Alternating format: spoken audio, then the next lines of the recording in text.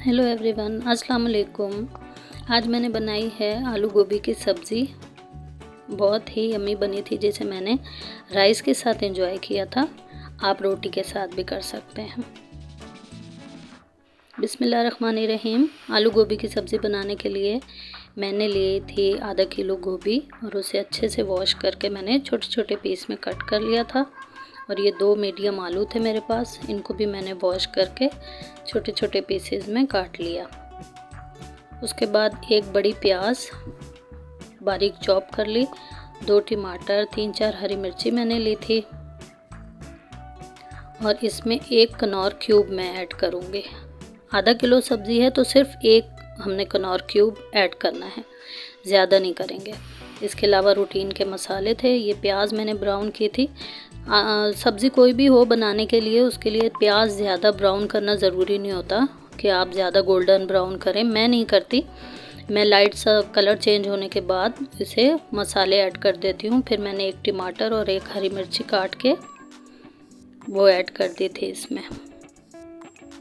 प्याज जब हल्का सा आपका गोल्डन हो जाए, कलर चेंज हो जाए, तो फिर टमाटर और हरी मिर्ची ऐड की। उसके बाद ड्राई मसाले, उसमें लाल मिर्ची, नमक और हल्दी, कुटा पिसा धनिया था, ज़ीरा था।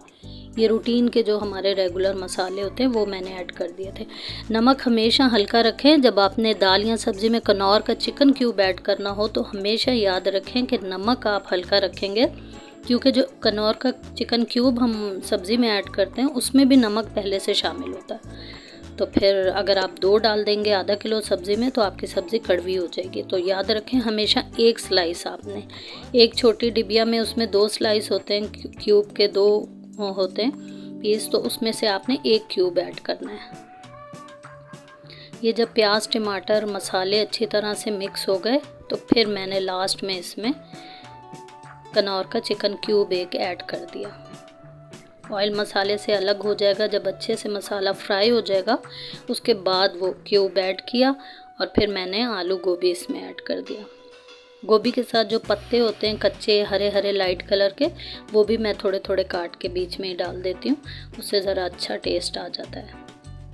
अक्सर लोग गोभी की स्मेल पसंद नहीं करते, बहुत डिफरेंट सी अलग सी गोभी की स्मेल होती है, जो बहुत से लोग मैंने देखा अलग से गोभी को बॉईल करके भी यूज़ करते हैं। तो आप इस तरीके से बनाइएगा, यकीन करें बहुत ज़बरदस्त बनती है, आपको पता भी नहीं चलेगा कि गोभी की खुशबू है या नहीं।